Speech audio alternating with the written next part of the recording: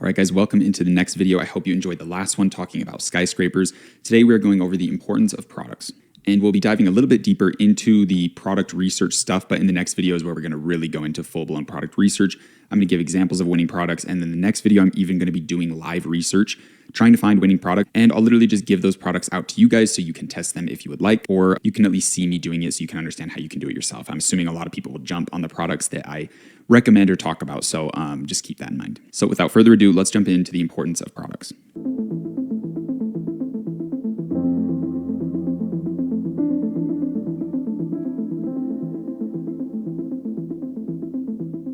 All right, guys, so since we are going to be covering how to find winning products in a later video today, I want to talk about why the product is so important and basically what we need to look for in a product to ensure that it has the potential, ensure that it is a winning product. And the way we do that is referencing my winning product blueprint. This is basically a 10-point system that's going to go over the different qualities and attributes that a product needs to be able to be a foundation for a skyscraper. So obviously we can have winning products that are gimmicky toys, we can have winning products that are a piece of clothing, and we can do the street style men approach and do a ton of clothes. But for us to really build out that brand and really build out something special and amazing, we need to have a specific product. There is a very specific criteria we need to match and make sure our product is in alignment with. So let's jump into that. The first thing is pretty common. You've heard this a million times from every guru on the planet, but the first thing is a wow factor. So a wow factor definitely helps with your ability to scale and your ability to convert new customers or like new potential people into customers. But it's not as important as a lot of like gurus make you think. You don't have to have some product that's some new, flashy, amazing thing. It can be something that's old. It can be something that is not really that exciting. But I will say that having a wow factor does help, especially with places like TikTok ads. If it's something no one's seen and you're marketing it to a younger audience, it really does help out a bit. And the second point is having a sales price of $40. And a lot of people don't talk about this. I haven't seen like anyone talk about this. Your average order value needs to be at least $40 or more. I really recommend being at like 50 to 80 is kind of a sweet spot, because if you go over $80 for your products or for your like average order value, it's not going to be as easy to grab like impulse purchases. Some people are like, hey, this is over $80. Like I should probably think about this. I should probably give it some time to see if I really need this product. But if it's like $50, a lot more people are going to be willing to just purchase it and not think about it as much. But the reason we need at least 40 is the average cost to get someone to purchase something on ads is around $20. So if your product is like selling for $15, you just don't have enough money. It's not even about margin. Even if you're getting your product for extremely cheap, you're just not going to have enough money to justify scaling up ads to huge budgets. I'm talking $10,000 a day in ad spend. It's going to be really hard for you to hit those numbers. It's not really likely. You can probably get to the point of spending $1,000 a day, getting profit and doing some things like that. But when it truly comes down to running high level advertisements, you do not have what it takes. Mathematically, it is impossible for you. You have to have a sales price of at least like 50, honestly. Like 40 is even a little bit low, but I definitely recommend 40 at the lowest. Anything higher is going to be in your best interest for sure, and I'd probably cap it at 80. Number 3, if we're selling a product for $40, I really recommend trying to get down to the $10 for the cost of the product.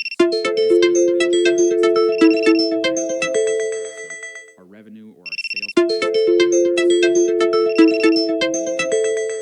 multiplier on our cost of goods. I'm not even sure what margin that gives you. I'm fucking horrible with math. I use calculators. You can probably get to the point of spending $1,000 a day, getting profit and doing some things like that. But when it truly comes down to running high level advertisements, you do not have what it takes. Mathematically, it is impossible for you. You have to have a sales price of at least like 50, honestly. Like 40 is even a little bit low, but I definitely recommend 40 at the lowest. Anything higher is going to be in your best interest for sure, and I'd probably cap it at 80. Number 3, if we're selling a product for $40, I really recommend trying to get down to the $10 for the cost of the product. So this basically ensures this is a 4x multiplier on our cost of goods. So our revenue or our sales price is $40 and we get the product for 10, meaning that we have a 4 times multiplier on our cost of goods. So this is, I'm not even sure what margin that gives you. I'm fucking horrible with math. I use calculators, margin calculators, all those things. So I'm not the best with math, but you have to have a really high margin. I really recommend a 3 to 4 to 5x on your product costs. And when you're dropshipping, it's hard to do that. So when you get into wholesale and you get into ordering the products in bulk, it's going to be way easier to have a 4 or 5x multiplier on your cost of goods. But you really do need some big margins like that to kind of go to that Nike level of branding, that Rolex level of branding. You need absurd profit margins so you can spend absurd amounts on content. You can spend absurd amounts working with cool influencers and running very high level paid advertisements with amazing agencies and all these cool things down the line. You need budgets for that. So it's not as important at the start if you can't get a 4 or 5x multiplier or something around that ballpark. For example, if you're doing organic TikTok ads, you can do a 2x. Like if I get a product for $10, I can sell it for 20 because I don't have advertising costs, right? Because I'm just doing organic. But The second I move into paid ads, I do need to multiply it up to at least 3. Like 3 has to be the minimum. If you get your product for $10, you have to sell it for 30, absolute minimum. And even with that, even if you're a good advertiser and you have good video ads, it's still going to be decently hard to get a profit. And these aren't fun truths. This stuff is a lot of things that people won't say. A lot of people, for some reason, don't talk about like numbers and where your products need to be at. I truly haven't found any gurus that even mention this stuff, which is very alarming in my opinion. But yeah, it's just the case of reality. A lot of products don't have what it takes to do paid ads. Like a lot of these gimmicky toys that sell for $15 will never work on paid ads. So it's something you definitely need to understand. And to give you a quick like mental layout of how this can work is you can get a product for $10, start doing organic and sell it for 20, jump into paid ads, sell it for 30, see how things work out. And then you can eventually get to the point of ordering it in wholesale and then getting your margins back lower into a place that makes you more profitable. And then you can jump into the long term and really allocating huge budgets into advertising and huge budgets into influencers, UGC, and all that stuff. So it's kind of like what I said before, like what takes you from 0 to 1 doesn't take you from 1 to 2. What takes you from 1 to 2 doesn't take you from 2 to 3. So we have to constantly be evolving and changing and adapting. And that's some shit you need to learn as a business owner. Like business is fucking hard. Things change a lot and you need to be very adaptive. So that's just a quick little run through to help explain that point. And number 4 on our blueprint is high perceived value. So a good example of products that just have a natural high perceived value due to markets is shoes and watches. So watches can be produced extremely cheap. You can get a decently nice watch, and unless someone's like deep in horology and they really know the market and all that shit, they could easily say it's a good watch. It's high quality, it's durable, it's reliable with the time and all that shit. You can get it for like $10, $20. And most people think like a decent watch is at least going to be $100 or something around that level. So watches have a high perceived value. Shoes also do. Like Nike is literally producing shoes for $3 and selling them for like $150, $200. And it's just because of perceived value. So having products that are in this realm of like high perceived value where you can get them for a low cost and sell them for a high price point is really nice. It's something to keep in mind. But we can always kind of position ourselves as a high quality product. We can always position ourselves as a luxury brand or position ourselves in a certain way that gives perceived value. Because like, again, like Rolex has very cheap watches. They have a date just watch that is extremely uncomplicated. It's a very basic watch and it's a stainless steel watch. There's literally nothing crazy about it, but you're paying a shit ton for the brand. You're paying for that Rolex logo. You're paying for someone to look at your wrist and go, wow, this guy is doing pretty well for himself. So you're paying for those things. The watch really isn't worth that. The brand is. So when we get into long-term vision and deeper down the rabbit hole of starting our business, perceived value can come just from the brand, just from the logo. But at the start, it's really good if your product has some inherent high perceived value within it. And point number 5 is your product solves a problem. If you are marketing your product to a specific group of people within a mass market and it solves a problem for these specific people, when you address that problem in ads, I'll give a quick example. If you're selling like a baby product and someone just has their first kid and they're realizing like, holy shit, there's so many more things that went into it than I knew, you can address that language, address that perception within your advertisement by saying like, I just had my first newborn kid. I didn't realize I had this problem, but this product helps me. That's going to naturally filter out anyone who doesn't have a kid. They're going to be like, oh, this ad isn't for me. They go away instantly. And the people that actually just had their first kid are going to hone in and actually listen. And why is that good? It's because it attaches the people that we want and it gets rid of the people that we don't want. And so Facebook's algorithm, TikTok's algorithm, Google's algorithm can see, okay, the people that hone in and listen fit a certain demographic, and it can help you find more of those people so your advertisements will naturally do better. And we're solving a problem for that specific person. So there's a big emotional involvement within the video ad. There's an emotional involvement within the product, and they're excited to get it. You spoke their language. They're like, oh my God, this is like made for me. So having that ability within your product to solve a problem for a specific group of people is huge. That's where you're really getting into building like a customer base. And then you can go deeper into the world of like the baby niche, the firstborn kid niche. That can be your little headshot market within like the children's market is like parents that have their firstborn, like getting them products that they didn't realize they needed. And that can be your whole marketing ploy. So that's some free value for you guys there. That would be a really good brand to start and just source out products like that. Test out these baby products on TikTok, test them out on Facebook ads, all that good stuff. And if you're talking to a very specific headshot group of people and you're solving their problems, you're going to do very well for yourself. Now, point number 6 in the blueprint is that they use the product daily. This one is really big. If someone, I'm just going to keep running with a baby example. If this product that we're getting helps their baby or helps them with their baby every single day, it solves a problem that keeps coming up every single day, you can believe that they're going to see that ad and be like, holy shit, I need that. Like my life is going to be so much easier if that problem's solved, because they feel the pain of that problem every single day. So you can address that pain in your video ads and easily convince them to buy a $50, $60, even $80, $100 product. But yeah, 80 is usually where I'd like to say you should probably not go more, because you have to keep in mind we're running social media ads, and it's hard to convince someone that's like trying to see a Facebook post of their aunt to buy a $150 product, right? Like they're not in the purchasing mood for that. That's usually where someone does research and then figures out which product's the best. And maybe they're at the start when your product isn't the best, it hasn't been customized, it hasn't been improved upon. Maybe there's a better competitor out there, and if they're going to do their research on that, then you're not going to get that purchase. So that's kind of a little bit deeper explanation as to why I say 80 is a max. And number 7, I've talked about this one already a ton, but have a specific and passionate community that you're marketing to. Just like the person that has their newborn child, if you mention that in an ad, they're going to listen. They're going through an extreme experience of having their first kid, and they're in a new world. And when you speak their language, you can believe that they will listen. So figure out how you can pair whatever product you think is your winning product that you found through the product research method that we're going to go over in the next video. Try to figure out, how can I get this product in front of a passionate community, and how can I tailor a brand around them that speaks their language. Number 8, make sure your product is relatively small and lightweight. This is going to help on like packaging and shipping and all that stuff, because when we get into the world of like wholesale purchasing thousands of units and getting warehousing and stuff done, if we're selling like bed frames or fridges, it's hell. Like so much of your cost of goods is going to go into shipping, and it's just a mess. So if you can have something ideally that like fits in your hand, that's going to make your life a lot easier. So number 9 is just like advice. I would advise you guys to stay away from like electronics. Kind of, there's some electronics that can be very well tested and high quality, and you wouldn't have any product issues with them, but be very like wary of the electronic side of drop shipping, because you can get a lot of shit products. And we're trying to build a skyscraper here. We're trying to build a brand, and you can't do that by selling shitty products. Your customers are going to be pissed. Your customer service is going to be a mess. You're going to get chargebacks, and that's just not what we want. We want to build something of value. We want to give value to people. So you can do electronics. There's tons that work, but just be super safe with it. I'd also recommend stay away from things that are like glass or that are going to break easy, or anything that's like ingested, like supplements or anything along those lines, because you can get into legal issues, and someone can say there's some hazardous XYZ, or someone choked on it and they can sue you, or something weird like that. So if you can just have a product that solves a problem, fits in your hand, and there's like nothing sketchy about it, that's going to be the best place you can be in. And lastly, number 10 is you need a product that isn't seasonal. This is like the most important thing, because if your product is, let's say, only sold in winter, in summer, you're just fucked. Like you're literally just going to get 50% of the sales that you usually would. And yes, winter will be amazing, Q4, all these good things, but it's like, you don't want inconsistent income like that. You can't build a brand. You can't consistently reinvest revenue and make these good long-term decisions on a brand that's constantly fluctuating in the amount of money that it makes with its profit margins and just with its revenue in general. So you need a product that no matter what time of year it is, it's always going to sell the exact same. That's going to really give you the stability you need to build your skyscraper, especially when you're new to this. Like maybe you could get into running seasonal products once you really know what you're doing, but I just don't recommend it. So another thing that I want to go over is hiring your product. So I read this in some sort of marketing book. I want to say it was Blue Ocean Strategies, but I don't think it was. I think it was something else. Your product is essentially an employee that your customer hires. This is the best way you can think of your product. So let's say that family that just had their first child, they're the employer, and they have a product, or they have a position they're trying to hire for, and your product is interviewing to solve that problem, if that makes sense. I know I didn't explain that the best, but they're looking to hire your product to solve their problem. And if they think another product or another service or something else will solve their problem better,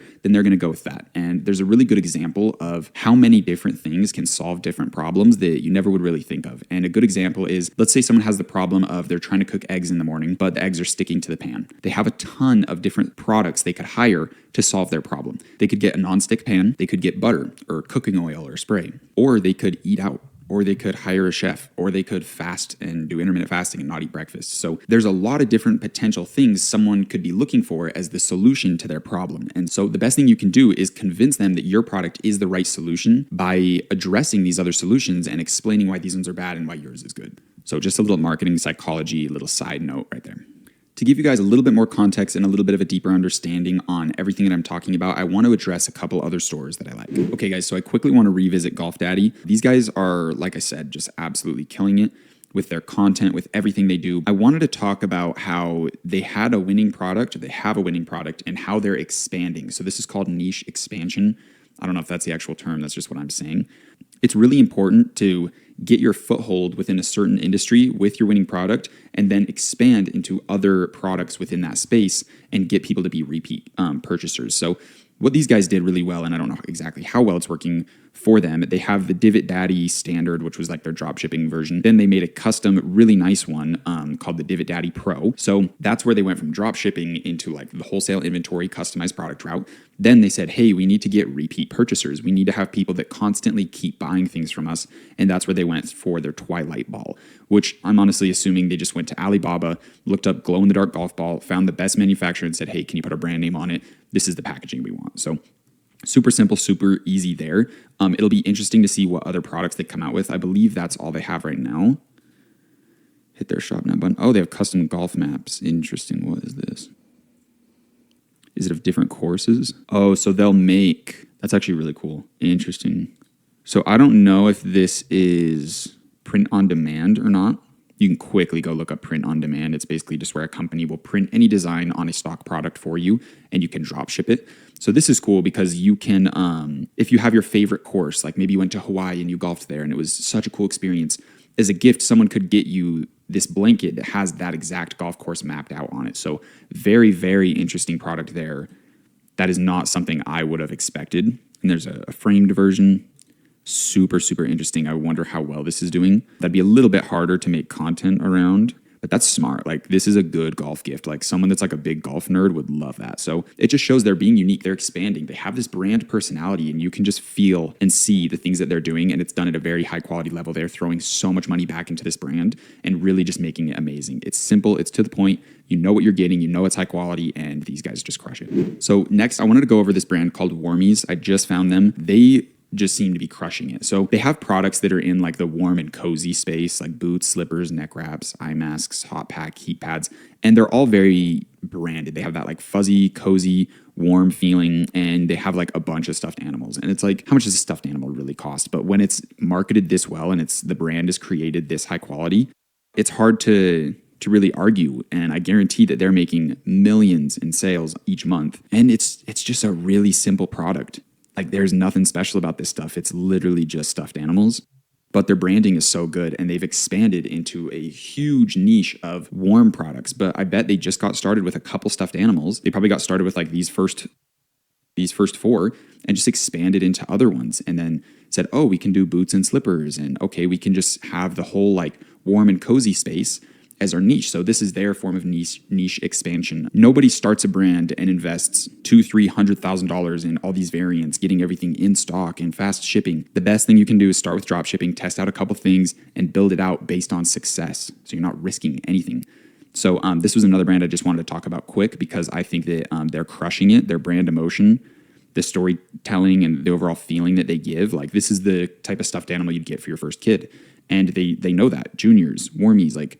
Or what is it? My first Warmies, like these are all like infant, baby stuffed animals. Yeah, I bet if you just had a kid, you'd be eating this shit up. Be like, I want my kid to have some cute little stuffed animal he remembers forever. And it's some high quality, nice one from Warmies. Like they're just selling you on something. Like, look at these images. They're really selling you and they do a really good job. And I bet the product's super high quality as well. So just another quick example for you guys. Okay, so this one is actually really interesting. So I talked about this before that my mom ended up buying one of these like very light things, which I think is so stupid. I think products like this are so dumb. Like this, I don't know. Maybe it's just made for older women to purchase as a decor item or something. But I looked deeper into this website and I actually bet these guys are making some stupid money. So they're doing the whole sunset lamp, whatever. They have all these different ones built out. This is their top product and this is the Facebook ad I saw. But seeing that they're doing like these high quality, like very expensive incense burners, and just the amount of lighting products they've tested, I don't know. I have a feeling these guys are making stupid money. So I wanted to bring this one up as another example for you guys because they did expand into kind of a bigger audience, bigger niche, and they're doing it at the high cost level. So I'm assuming these all, LED incense burners, they all light up. So why I think this can work is it's just unique. You're not going to really find it somewhere else. And that's where it has like the wow factor or whatever. But running paid ads for products like this isn't really the best. Paid ads are really good on products like this, and that's why it's their best seller. Product that's more mass market, more easy to sell, more simple, because not everyone wants to spend $160 on an incense burner. But when you find that person that does, they're going to be very excited because this thing looks super cool. So just really interesting brand. I'm really curious how much they're making, and I think it's worth you guys studying them. Yeah, just another one I wanted to bring up. Okay, and the next one I wanted to talk about was Solset. So I'm sure we've all seen the sunset lamp. Everyone knows about it, but I want to talk about why these guys were the top seller. I don't think they were the first person to sell this product, but they were the best person to sell this product because they made the coolest content. Their website is designed solely around this product. I don't think they have anything else. Yeah, nothing else. They never expanded. And they started getting these in wholesale. They started customizing it. And I'm pretty sure when you order it, it comes with their SoulSet logo on it and all that stuff. And these guys did millions. Their website looks super good, super simple, trustworthy, looks very nice. And it's basic. Like, you know what's going on. Ooh, let's see products. I'm curious. Interesting. So they did expand into some other stuff. That's a little bit ghetto. I almost wish they didn't and just kept SoulSet as like their only lamp and kind of crushed it. But who knows? Maybe they're doing decent with these other cells, but I do kind of doubt it because I didn't even know that they were doing this. But I can promise you guys, during COVID, these guys made millions, like probably $1 million a month. I really would not be surprised. This store has probably easily done over 10 million in sales. And it's because they really went full in on this product. They made it simple. They got really low prices because they started ordering them in wholesale. And yeah, I mean, 22.8 million views on their hashtag. Like, these guys took over TikTok and they did it through cool content and speaking to a niche audience. It was kind of like the girly room decor, urban outfitters type girl that they marketed to with like the Pinterest or with like the Polaroid pictures on the wall and all those things. They spoke someone's language. Like, if you can see the reviews, like it's all these girls with urban outfitters rooms, all these like trendy girls, hipster girls or whatever, and they did really good for themselves.